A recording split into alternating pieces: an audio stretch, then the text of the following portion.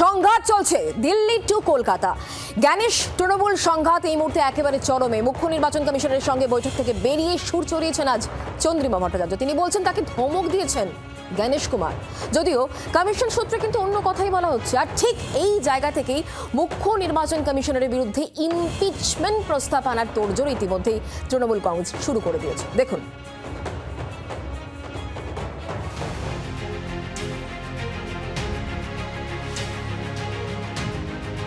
শুরুটা হয়েছিল দিল্লি থেকে।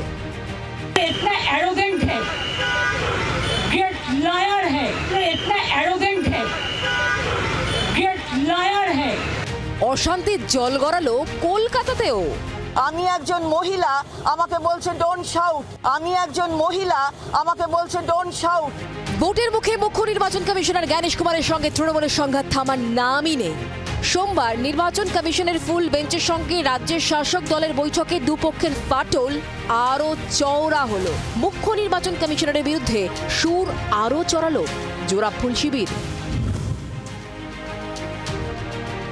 রবিবারই রাজ্যে এসেছে কমিশনের ফুল বেঞ্চ। সোমবার রাজনৈতিক দলগুলির প্রতিনিধিদের সঙ্গে আলাদা আলাদা করে বৈঠক করেন কমিশনের সদস্যরা। তৃণমূলের তরফে উপস্থিত ছিলেন মন্ত্রী চন্দ্রিমা ভট্টাচার্য ও ফরহাদ হাকিম, ছিলেন রাজ্য পুলিশের সদ্য প্রাক্তন ডিজি ও রাজ্যসভার তৃণমূলের প্রার্থী রাজীব কুমার। সূত্রের খবর, বৈঠকে তথ্যগত অসঙ্গতির কারণ দেখিয়ে ভোটারদের নাম কাটার বিরোধিতা করেন তৃণমূলের প্রতিনিধিরা। এসআইআর এর কারণে মহিলা ভোটারদের সংখ্যা কমে গিয়েছে বলেও অভিযোগ করেন। তৃণমূলের অভিযোগ, তাঁদের বক্তব্য শুনেই ক্ষেপে যান মুখ্য নির্বাচন কমিশনার। যেমন প্রতিবার উনি একাই বলেন, উনি একাই বললেন, তারপর খানিকক্ষণ পর ক্ষিপ্ত হয়ে গেলেন। ক্ষিপ্ত হয়ে বললেন আপনারা তো সুপ্রিম কোর্টে গেছেন, চেঁচাচ্ছেন। সুপ্রিম কোর্টে গেছেন, আমাদের বলছেন আমরা চেঁচাচ্ছি। আপনারা সুপ্রিম কোর্টে গেছেন, সুপ্রিম কোর্টে যাওয়াটা কি অন্যায় হয়েছে নাকি? যদিও কমিশন সূত্রে একেবারে অন্য ব্যাখ্যা পাওয়া গিয়েছে। এই বিষয়টা ক্ল্যারিফিকেশন দিয়েছে যে তাকে এইভাবে অ্যাটাক করা হয়নি, বরং তাকে আস্তে কথা বলতে বলা হয়েছে এবং তাদের যা ডিমান্ড রয়েছে বা যে সাজেশন রয়েছে সেগুলো লিখিত আকারে সাবমিট করতে কমিশনের কাছে। এবং একই সঙ্গে যে 60 লক্ষ বিচারাধীন রয়েছে সেই বিষয়টাও এই মুহূর্তে সাবজুডিস বলে কোনো বক্তব্য আলাদা করে রাখতে চায়নি কমিশন। যেহেতু বিষয়টা সাবজুডিস, সেই জন্য এই নিয়ে এই মুহূর্তে কোনো কথা বলতে চায়নি। কিন্তু যে অভিযোগ করা হয়েছে সেটা কার্যত নস্যাৎ করা হয়েছে কমিশনের তরফ থেকে, এমনটাই খবর নির্বাচন কমিশনের সূত্রে। এর আগে গত ডিসেম্বরে দিল্লি নির্বাচন সদনে গিয়ে মুখ্য নির্বাচন কমিশনারের সঙ্গে বৈঠক করেন অভিষেক বন্দ্যোপাধ্যায়। গত ফেব্রুয়ারি দিল্লি গিয়ে বৈঠক করেন মুখ্যমন্ত্রী মমতা বন্দ্যোপাধ্যায়ও। দুটি বৈঠকের পরই সুর চড়িয়েছিল Trinamool. He started losing his temper. मेरे तरफ उंगली उठाने लग गया। फिर मैंने बोला you are nominated, I am elected. आपका उंगली नीचे करके बात करिए। कभी ऐसा इलेक्शन कमीशन को नहीं देखा जिन्होंने इतना एरोगेंट है, ग्रेट लायर है। দিল্লির এই সংঘাতের ট্রেডিশনই বজায় রইল কলকাতাতেও। একেই বলে ভ্যানিশ নয়, ভালোবাসা দিন। প্ল্যান্টেড তৈরি করছেন স্টোরি, আর প্ল্যান্টেড গেম করতে গিয়ে ডকুমেন্টের নিজেরাই ফেসে যাচ্ছে। এই পরিস্থিতিতে কমিশন তৃণমূল সংঘাত নিয়ে আসরে নেমে পড়েছে বিজেপি। बोलिए रिकॉर्डिंग, वीडियो रिकॉर्डिंग निकालने के लिए सब झूठा बात बोलता है। वो बांग्लादेशी मुस्लिम घुसपैठिया जिनका नाम आपका सबजुडिस हो गया, एडजुडिकेट हो गया, उनको पक्ष में बोलने के लिए तो कुछ है, अंदर में जाकर क्या किया और बाहर में तो हल्ला बोल करना चाहिए। আকচি এখানেই থামছে না। সূত্রের খবর, জ্ঞানেশ কুমারের বিরুদ্ধে ইমপিচমেন্ট প্রস্তাব আনার তোড়জোড় শুরু করে দিয়েছে বিরোধী শিবির। এ কাজে গুরুত্বপূর্ণ ভূমিকায় তৃণমূল। ক্যামেরায় জয়ন্তের সঙ্গে অর্কদীপ্ত ও রাজীবের রিপোর্ট, জি24 ঘন্টা। কিন্তু প্রশ্ন এটাই, সংঘাতের এই ত্রিমুখী বিষয়ের কারণটা কি? সবকিছুর একটা কার্যকারণ আমরা থাকে জানি, সেই জায়গাটাই আমরা বোঝার চেষ্টা করছি, ছোঁয়ার চেষ্টা করছি। কথা বলবো আমাদের সঙ্গে শ্রেয়সী গঙ্গোপাধ্যায় আমাদের সঙ্গে রয়েছেন, অন্যদিকে রাজনৈতিক বিশ্লেষক সম্বিত পালও আমাদের সঙ্গে রয়েছে। আমি শ্রেয়সী, তোমার কাছ থেকে আগে শুরুতে জানবো এই ত্রিমুখী সংঘাতের পেছনের কারণটা কি, কি মনে করা হচ্ছে? টাকা দিয়ে বিক্রি হয় না, ওরা পরিশ্রম করে, ওরা লড়াই করে, ওরা আত্মমর্যাদা নিয়ে লড়াই করে। দেখুন আজকের খবর, সংবাদ প্রতিদিন। শ্রেয়সী, তুমি কি আমার কথা শুনতে পাচ্ছো? তরুণী জোড়া ধর্ষণে মধ্যপ্রদেশ। আরেকবার আপনার প্রশ্নটা বলে আমি শুনতে শ্রেয়সী, পাইনি। এই যে ত্রিমুখী সংঘাত, মাঠে ময়দানে লড়াই, আইনি লড়াই, সুপ্রিম কোর্ট এবং সংসদীয় ক্ষেত্রকে ছুঁয়ে ফেলা, এর কার্যকারণ কি? যারা আছে মধ্যপ্রদেশ আজকের খবর সংবাদ প্রতিনিধি দেখো, এই মঞ্চ থেকে এই মমতা বন্দ্যোপাধ্যায় এই অবস্থান মঞ্চ থেকে বারে বারে যে বক্তব্যটা তারা তুলে ধরছেন যে এই লড়াই শুধু তৃণমূলের লড়াই নয়, এই লড়াই বাংলার প্রত্যেকটা মানুষের হয়ে লড়াই, ভোটাধিকার রক্ষার লড়াই। ফলে খুব স্পষ্টত যে এই যে লড়াইয়ের মমতা বন্দ্যোপাধ্যায় তিনি যেভাবে গত 3 দিন ধরে, আজকে 4র্থতম দিন, 3 রাত তিনি এইখানে রাস্তায় কাটাচ্ছেন, এখানে মেট্রো চ্যানেলে ধর্ণা বা অবস্থান মঞ্চ হচ্ছে সেখানে কাটাচ্ছেন, সেই জায়গা থেকে নিশ্চিতভাবে একটাই বার্তা তিনি দিচ্ছেন যে তিনি বাংলার রক্ষক, অর্থাৎ বাংলার মানুষের রক্ষক, তিনি বাংলার মানুষের দুঃখে বিপদে পাশে আছেন। সেই বার্তাই কিন্তু কার্যত তিনি এখানে দিচ্ছেন।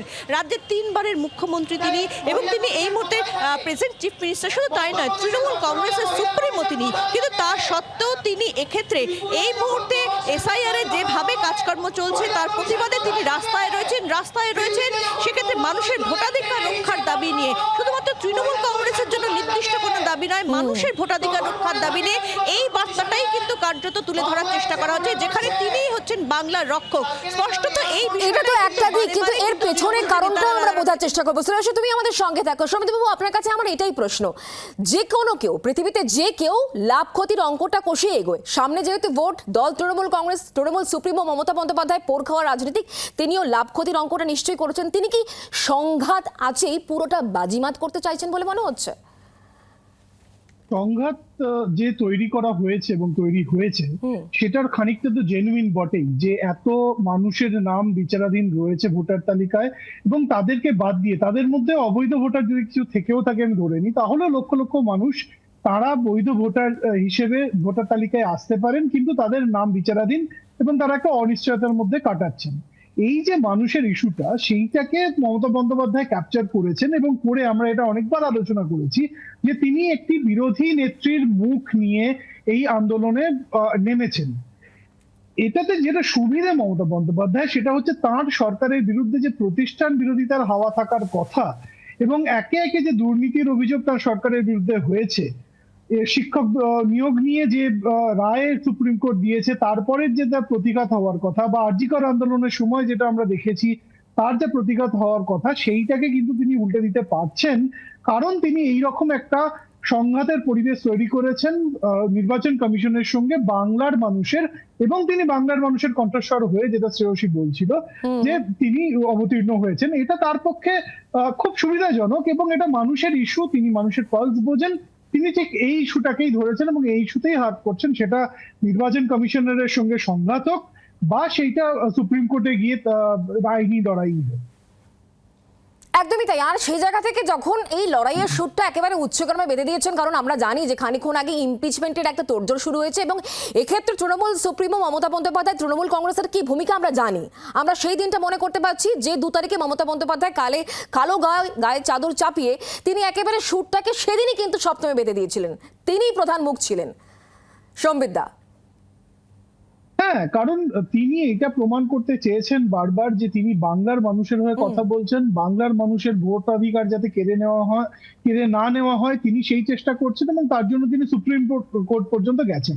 এবং এই নিয়ে কোনো সন্দেহ নেই, সাধারণ মানুষের মধ্যে সেই যে চিত্রটা আমরা দেখতেও পাচ্ছি এখন আমাদের স্ক্রিনে, সেইটা কিন্তু একটা ব্যাপক প্রভাব ফেলেছে, কারণ বহু মানুষ হয়রানির শিকার হয়েছেন, বহু মানুষ যারা অনিশ্চয়তায় দিন কাটাচ্ছেন, এবং বহু মানুষ এই প্রশ্ন তুলছেন যে নির্বাচনটা ঠিকঠাক মতো হবে কিনা। সেই মানুষের সেন্টিমেন্টটাকেই এই মুহূর্তে মমতা বন্দ্যোপাধ্যায় কিন্তু ক্যাপচার করার চেষ্টা করছেন। আমি বুঝতে পারছি সম্বিতদা, আপনি আমাদের সঙ্গে থাকুন, কিন্তু এই ইমপিচমেন্টের বিষয়ে যে তোড়জোড় ইতিমধ্যে শুরু হয়েছে, লেটেস্ট আপডেট কি আমি কথা বলে জেনে নেবো। আমাদের সঙ্গে দিল্লির প্রতিনিধি রাজীব আমাদের সঙ্গে রয়েছেন। রাজীব, কি খবর পাচ্ছ? দেখো, মুখ্য নির্বাচন কমিশনার গণেশ কুমারের ইমপিচমেন্টের বিষয়ে বিরোধী শিবির তারা সহমত হয়েছে, এবং ইমপিচমেন্ট প্রস্তাব সংসদে আনতে হয়। সেই প্রস্তাব আনার পরে তাতে ভোটাভুটি পর্যন্ত যে প্রসেস রয়েছে সংসদের নিয়ম অনুযায়ী, সেগুলিতে নির্দিষ্ট সংখ্যার প্রয়োজন। বিরোধীদের হাতে সেই সংখ্যা নেই, অর্থাৎ ইমপিচমেন্ট কার্যকর করার মতো সংখ্যা নেই। কিন্তু বিরোধী শিবির মনে করছে তারা গণেশ কুমার অর্থাৎ মুখ্য নির্বাচন কমিশনারের আচরণ, তার পদক্ষেপ, নির্বাচন কমিশনকে ব্যবহার করা সবটাই রাজনৈতিক উদ্দেশ্যে হচ্ছে, এবং সেই কারণে তারা প্রতিবাদ জানাতে চান, এবং সংসদকেই তারা বেছে নিয়েছেন এই প্রতিবাদ নথিভুক্ত করবার জন্য, এবং সংসদের ইতিহাসে এটি থেকে যাবে। সেই কারণেই তারা সেই প্রক্রিয়া করছেন। বিভিন্ন রাজনৈতিক দল নিজেদের মধ্যে কথা বলছেন এবং ইতিমধ্যে একটি খসড়া প্রস্তাব তৈরি হয়ে গিয়েছে বলে আমরা সূত্র মারফত জানতে পারছি। একদমই রাজীব, তুমি নজর রাখো, পরবর্তী সময় তোমার কাছ থেকে এই বিষয়ে আপডেট দিতে থাকবো। অনেক ধন্যবাদ আমাদের সঙ্গে টেলিফোন লাইনে থাকার জন্য। বাংলার আওয়াজ, বাঙালির আবেগ, জি 24 ঘন্টা।